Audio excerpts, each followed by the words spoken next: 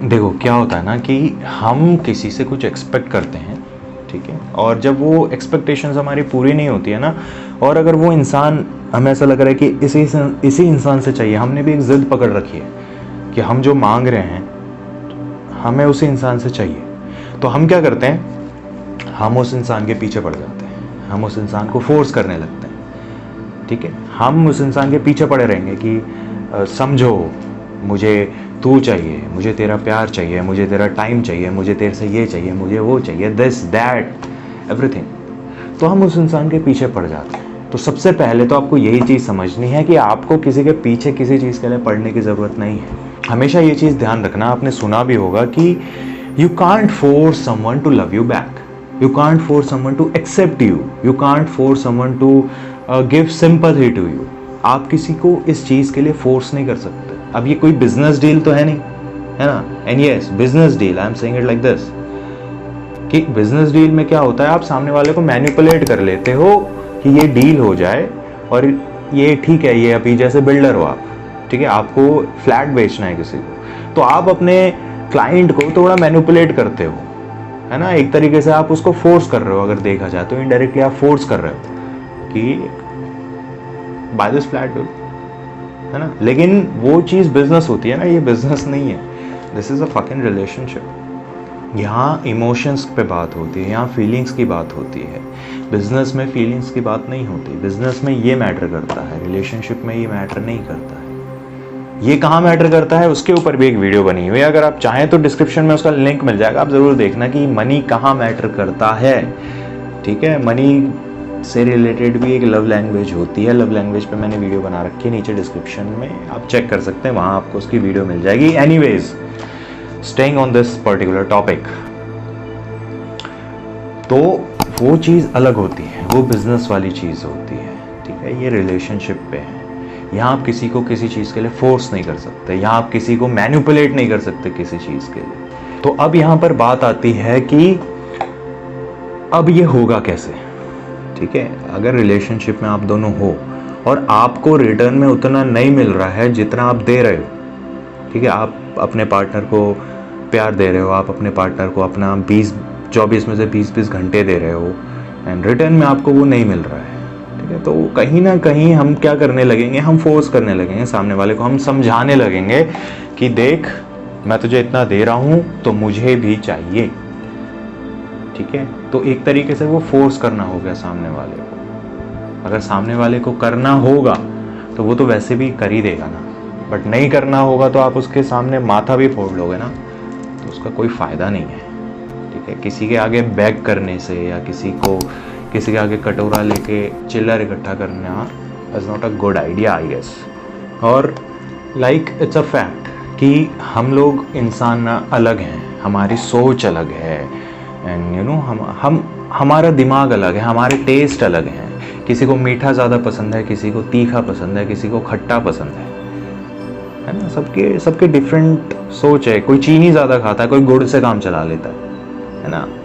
किसी को गोलगप्पे पसंद है, किसी को पिज़्ज़ा पसंद है ज़्यादा, किसी को गाजर का हलवा पसंद है, किसी को सूजी का हलवा पसंद है। तो सबकी सोच अलग है, सबके थॉट्स अलग हैं, सबका माइंड अलग है, सबके सोचने की जो स्ट्रेंथ है, जो पावर है, वो अलग है ना। अब ये चीज़ ज़रूरी नहीं है ना कि मैं जो सोच रहा हूँ आप भी वही सोच रहे हो, या आप जो सोच रहे हो आपका पार्टनर भी वही सोच रहा है, ये ज़रूरी नहीं है ना। तो हमें किसी के ऊपर अपना टेस्ट या अपनी सोच फोर्स नहीं करनी है, ठीक है। वो चीज़ गलत हो जाती है, वो आपके रिलेशनशिप को और ज़्यादा वर्स्ट कर देगी।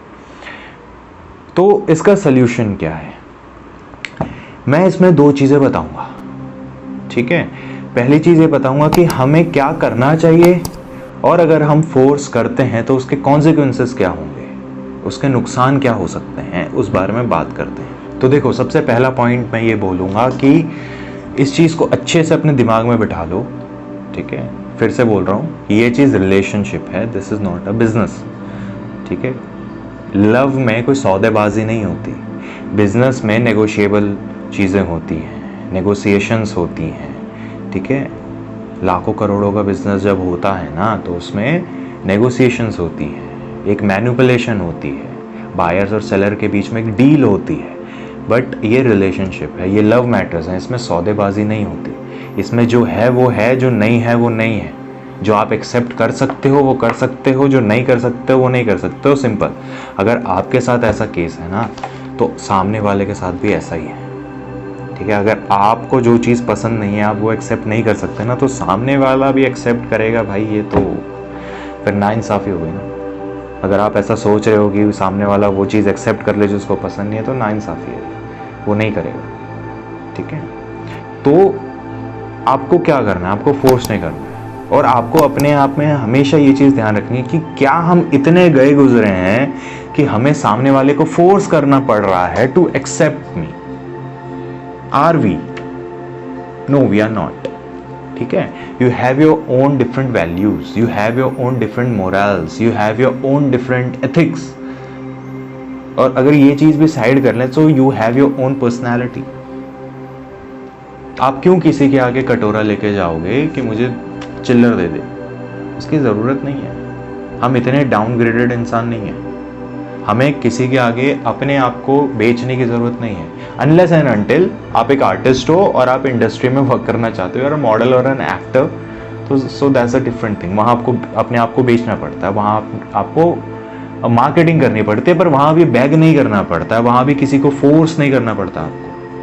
मार्केटिंग है वो अलग चीज़ होती है, बट यहाँ हम बात कर रहे हैं फोर्स करने की, बैग करने की। तो आपको वो नहीं करना है, ठीक है। आपको अपनी वैल्यू समझनी है।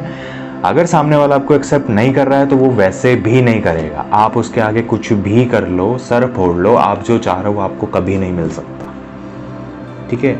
और यहाँ से मेरा निकल के आता है दूसरा पॉइंट।